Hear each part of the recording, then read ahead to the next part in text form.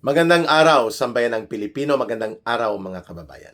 Kasama niyo po ngayon si Ka Eric sa isa na namang episode ng ating Balita at Talakayan.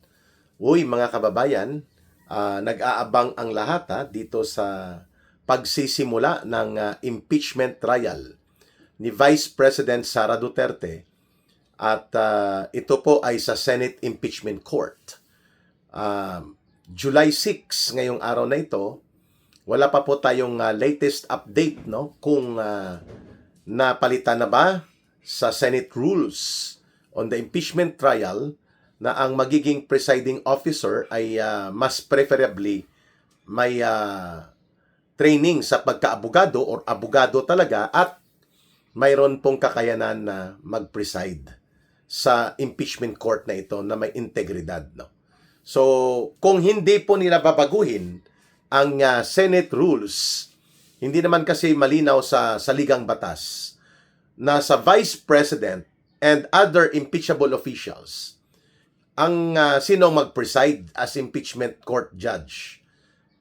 Would it be the Senate President or can they choose among themselves na mag-designate ng presiding senator judge na at least abogado, may background sa litigation o sa proseso ng court procedures. Ang nakalagay lang kasi sa saligang batas pertaining to constitutional requirements sa impeachment that the president, kapag siya po ay napa-impeached sa House of Representatives at kapag nag-proceed sa trial, ay ang mag-preside ang Chief Justice of the Supreme Court. Kagaya po ng nangyari noon kay former President Joseph Estrada. Ngunit hindi po yon natapos ang buong proseso ng impeachment court trial sapagkat overtaken by events. Nagkaroon ng People Power 2 matapos na hindi pinabuksan ng mga kaalyadong senador ni Joseph Estrada ang envelope na naglalaman ng di umano ay actual signatures ni Jose Velarde referring to the alias name na ginamit ni Joseph Estrada sa pagbubukas ng sindikato na account para doon pumasok ang mga patong at payola sa wedding na bulgar nga.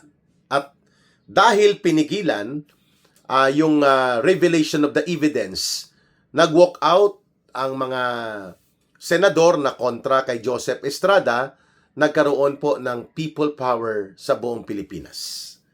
Yun. Pero the presiding judge there, or the presiding officer of the Senate Impeachment Court, dahil presidente po ang nakasalang sa pagkakataon na yon, ay si former Chief Justice Hilario Davidi. During that time, siya ang Supreme Court Chief Justice. Sa kay Corona, ang nag-preside, I think, si Senator Enrile. He was the Senate President, pero abogado na Batikan. Sa iba pang nasampahan ng kaso kay Andy Bautista, ganun din yata, Senate President, pero abogado din. Hindi ko alam kung it was Coco Pimentel sa kay Andy Bautista or si Aquilino Pimentel, mga kababayan. Nakalimutan ko na. But dito ngayon kay Sara Duterte, hindi po malinaw ang nakasaad sa Constitution kung sino ang ilalagay na presiding officer or presiding judge. So, it will be up to the Senate to make their own rules, At ang nakalagay dyan, Senate President. But they were intending to amend, mga kababayan, sapagkat mahalaga po ang role na gagampanan ng presiding judge o presiding officer of the Senate Impeachment Court. Why? Sapagkat ito po ay magro-rule sa mga motion and objection in the process of evidence presentation and evidence argument. So, kailangan may background ka sa batas, abogado ka at least, at mayroon kang experience o karanasan sa tinatawag na litigation. Subalit, alam natin na ang ipinilit at nagpumilit na ilagay ni Marcos na Senate President, instead na si Senator Alan Peter Cayetano, na hindi nadidiktahan at hindi makokontrol ni Marcos, ang ginamit nila ngayon ay si Sherwin Gatchalian. Dahil isa ito sa mga pinagkakatiwalaang attack dog ni Marcos at hawak sa ilong, tali sa liig na senador ni Marcos. Hindi ito abogado. Wala po itong background sa batas at napakahalaga po ng impeachment trial na ito sapagkat ang nakasalalay dito ay ang layunin nila Marcos, nila Romualdez at ng mga tauhan nila gamitin ang impeachment court para mapatanggal ng lubusan si Sara Duterte at mawawala ang kanyang 32 million votes na mandato ng sambayanang Pilipino at hindi na siya magiging vice president at hindi na rin siya mapapayagan pa na makakapagkandidato o magiging appointed sa anumang government position, including ang pagkandidato sa 2028 elections sa pagka-presidente na siya namang pinaka-estratehikong layunin nila Marcos at Romualdez. Bakit nila binabraso? Bakit nila binobuldoser ang impeachment trial ni Sara Duterte sa Senado? At bakit nila pinipilitpit at binabaloktot ang requirements ng batas? Kagaya po ng requirements sa 2/3 of all the members of the Senate na conviction requirement, which means 16 dapat ang numero regardless kung ano ang kalagayan ng ibang senador basta sila ay nananatili pang senador.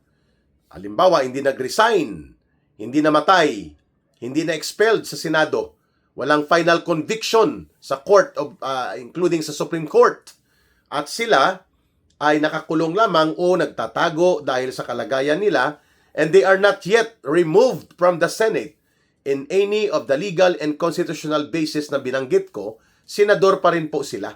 And therefore, they are part of the Senate. And being members of the Senate, yun pong binabanggit ng Constitution. That there must be 2/3 votes of all the members of the Senate. 2/3 of 24 dapat, hindi 2/3 ng kung ano pa. Diba?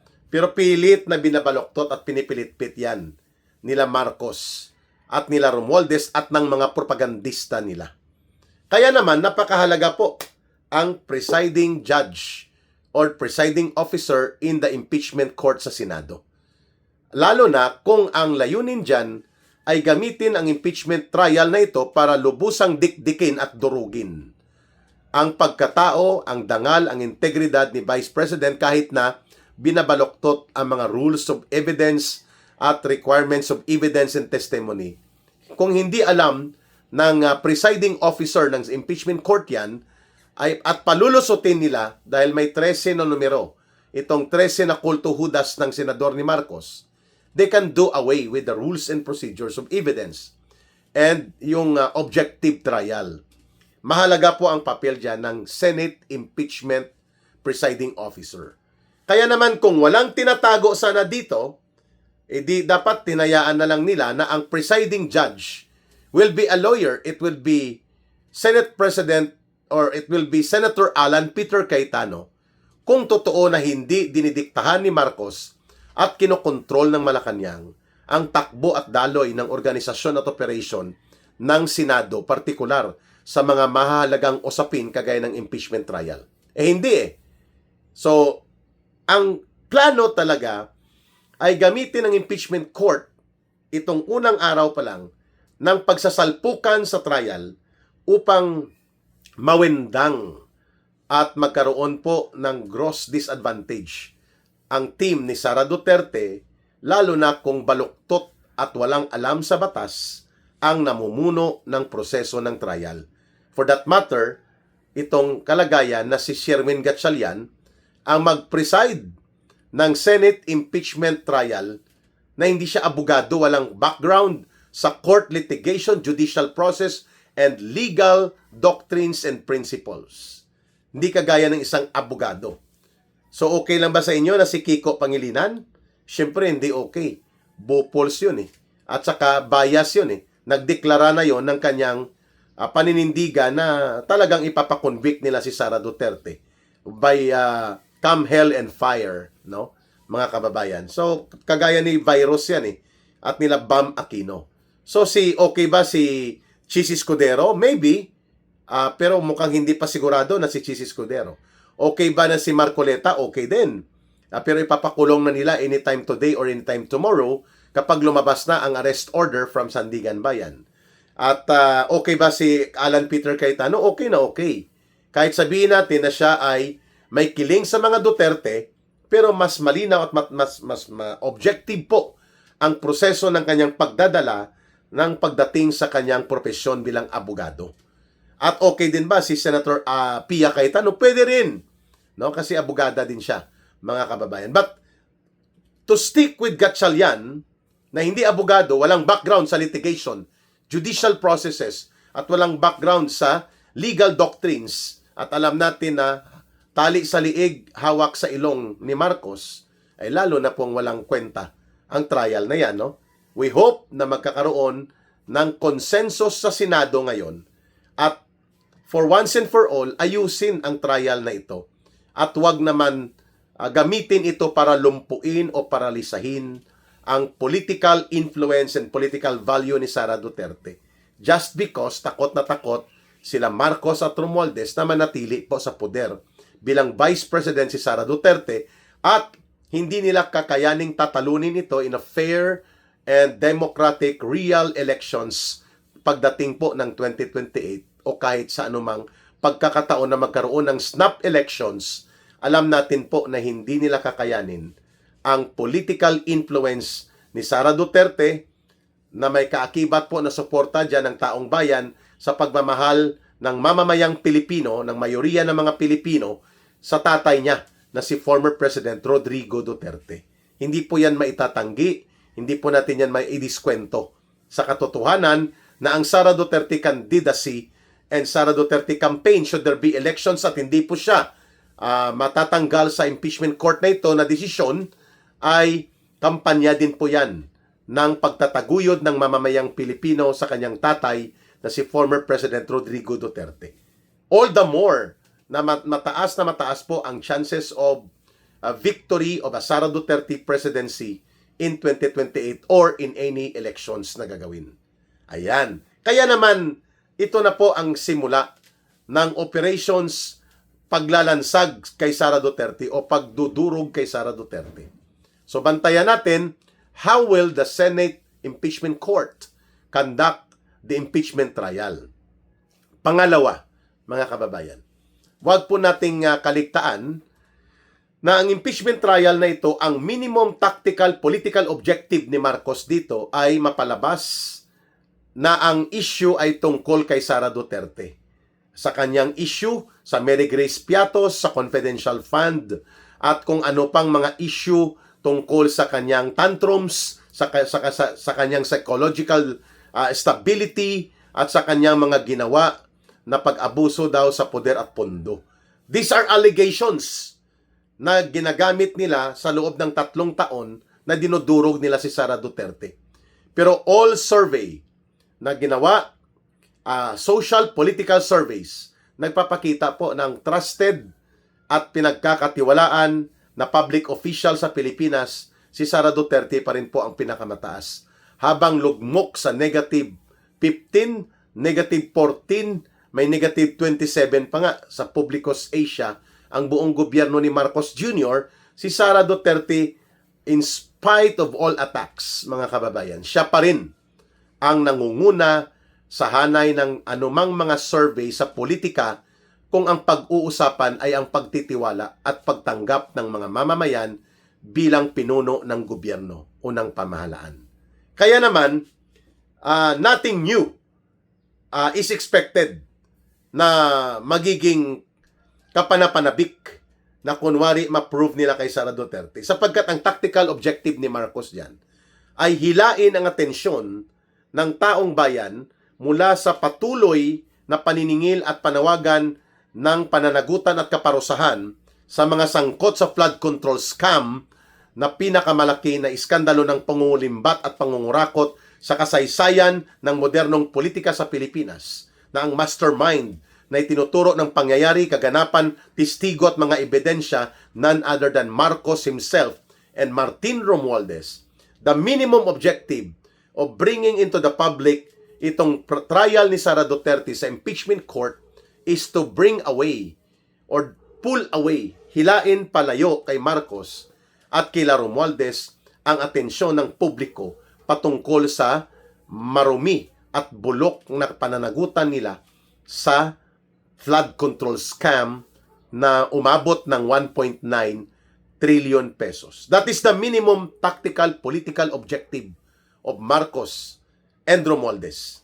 Bring away the attention of the people and put it forward papunta sa impeachment trial at isa lang si Sara Duterte para siya ang maging defensive sa political operations na ito at sa public opinion ay mapipilitan siyang makipagbanggaan sa naratibo ng mga atake sa kanya.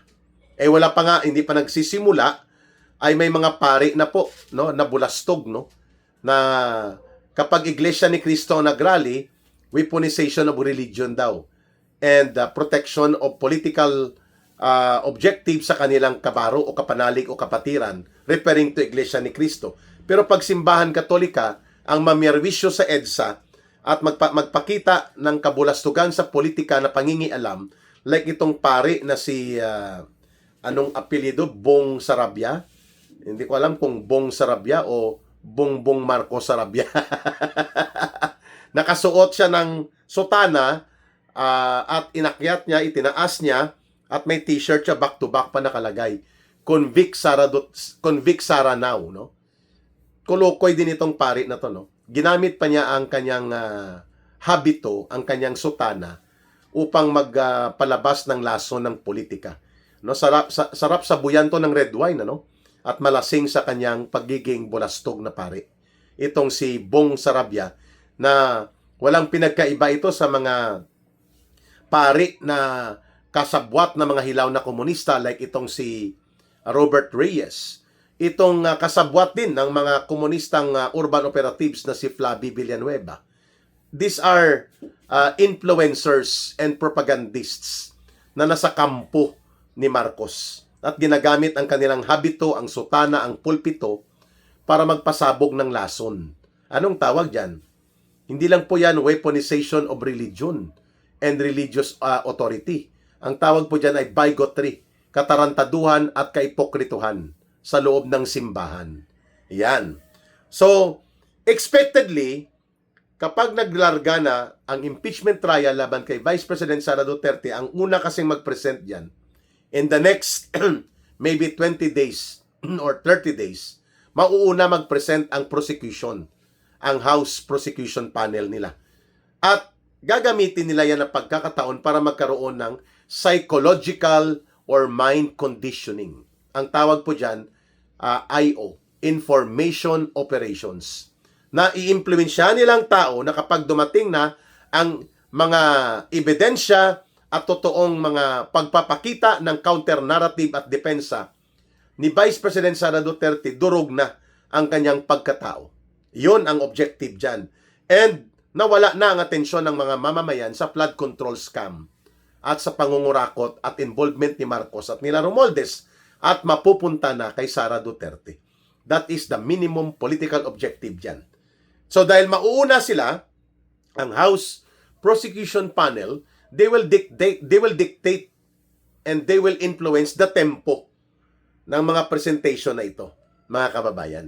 Kaya nga in the first place, sana ang Korte Suprema ay naging matatag muli sa pag-resolve ng tinatawag na transcendental importance or transcendental matters na napakahalaga, na ang ginawang mini trial, ang kangaroo court trial at fishing expedition sa House of Representatives ay naging illegal at unconstitutional, and therefore the impeachment articles should have been declared, including the process of the impeachment determination of probable cause on Sara Duterte, should have been declared unconstitutional, null and void for the second time.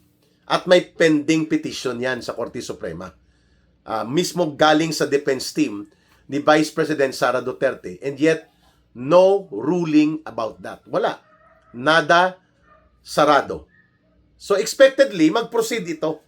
And it will be on the tempo, on the side of Marcos and Romualdez. Ang unang 20 days to 30 days kasi sila ang mauunang mag-present at magdurog kay Sara Duterte. And then mga next 30 days pa ang time ni Sara. Kasi expectedly, mga 90 days ang itatakbo daw ng impeachment court calendar nila. But nonetheless, it is inevitable, hindi po itatanggi na magkakaroon ng disturbance and refocus of attention sa bahagi po ng issue na mas mahalaga at mas may karga ng pananagutan dapat itong flood control scam nila Marcos at mga kakurakutan nila ni Romualdez. Pansamantala po hihilain ito papunta doon sa impeachment trial ni Sara Duterte. And the camp of Sara Duterte will be obligated by situation and circumstance na hindi dapat ma-default at madihado sa public opinion and narrative war. Lalo pa na dudumugin siya ng trolls, bashers, at mga propaganda operators na binabayaran ni Marcos, both sa Marcos-controlled media at mga operators at pati na po sa mga mercenaryo kagaya nila Ronald Boy Tartar Lamas, nila Trillanes, nila De Lima, at mga pari at katoliko na mga pakialamerong operatiba ni Marcos sa politika at propaganda. Kagaya nitong Bong Colocoy, Father Bong Colocoy Sarabia, mga kababayan. So, we expect that the camp of the Vice President, her legal defense team, and other political support group will be stronger and will be determined to counter the narrative at hindi tayo ma-default sa public opinion. Mahalaga po yon. Kasi yun ang game plan ni Marcos. And secondly, kailangan po nating igiit ang mga totoong issue sa gitna ng paglamon ng impeachment trial operations na palulubugin at ibabaon na ang totoo at may sadyang mabigat at seryoso na issue ng korupsyon at pandarambong nila Marcos. How to bring about that issue sa gitna ng ganitong uri ng circus na dadalhin nila Marcos sa impeachment trial is another challenge para sa Duterte political camp kung paano ito ilutang muli ang momentum ng issue tungkol sa pananagutang kriminal nila Marcos at Romualdez na siyang mabigat at totoong seryosong issue na dapat ay binibigyang pansin sa usapin ng korupsyon at pandarambong na ito. Mahirap mo siya ilutang uli, unless it will be overtaken by bigger events such as another na pagkakaroon ng posibilidad ng Occupy EDSA at malakihang mga kilos protesta the moment na aaristuhin si Senator Marcoleta, the moment po na ubusin isa-isahin po ang mga senador like Senator Bongo na may nakapending din na ICC arrest order kagaya ni Senator Bato de la Rosa.